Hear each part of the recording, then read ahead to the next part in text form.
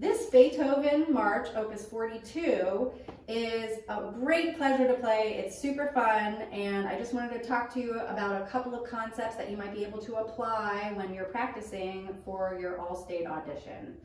As you probably already know, it is a march, so therefore you have to imagine that you're going to be able to step to the beat, okay? And we're in the key of 2 sharps, D major, okay? So just familiarize yourself with that key.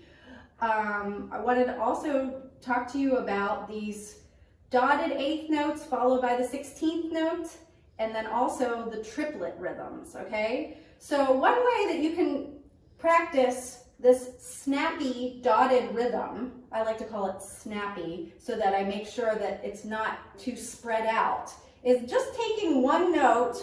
Let's take a D since we're in the key of D, and I want you to practice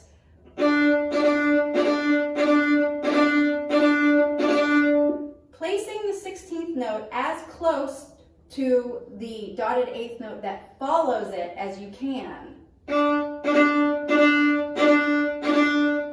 So there's a lot of life and activity in the 16th note. A lot of people end up hanging on to the dotted 8th note forever, and then the 16th note is late, and then guess what happens? The tempo drags. We don't want that to happen. We want it to be a crisp articulation, and we want the 16th note to be tight next to the following beat.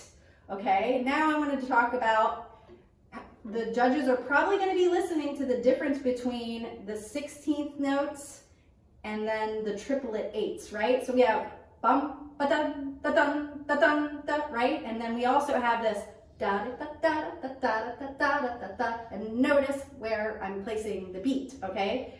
The beat stays the same. That's my point, okay? So just making sure that your triplets are all, they stay in the same tempo. My recommended tempo for this would be around 120, I think 130 max. You got to be able to march to this, right? That's the whole point. Okay, another point I want to make is that we have a lot of dynamics, okay? And we have sforzandi, which are kind of like accents, right? And the sforzandi need to be in the actual dynamic that precedes the sforzandi, okay? So sometimes they're in the dynamic of piano, sometimes they're within the dynamic of forte. In any case, just make sure you're taking care of that and not getting too loud and being too inspired by the sforzando to play loud all the time, right? They're supposed to sort of pop out. So let me just show you like one in piano.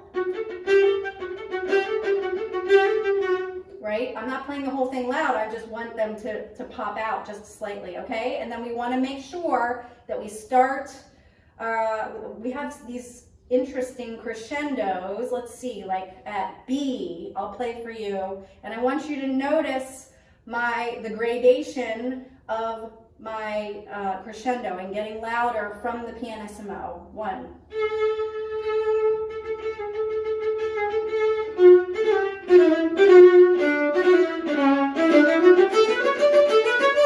Okay, so you get the point in that it's an extended, we want to make the dynamics as convincing as possible. So just be careful because there are a lot of dynamics. I was going to say there are 3 on every line almost, but just make sure that you're very clear about where those dynamics are. Another thing that I wanted to focus on was these chords, okay, and how to make them sound full, okay? And I think that's actually a good word for them. Instead of thinking like they're pounded like a hammer, you want to think of them as being a little bit more majestic, I think.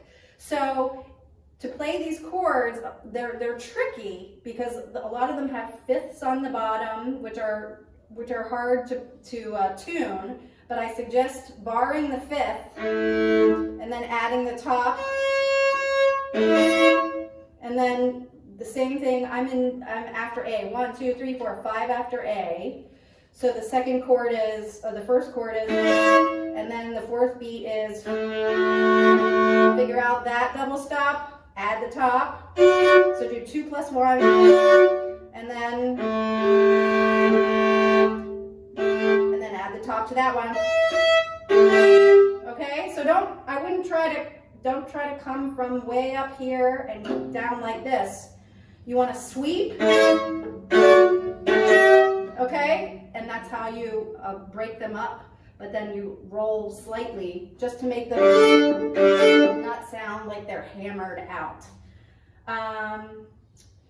Yeah, I think those are some helpful hints, and I wish you well.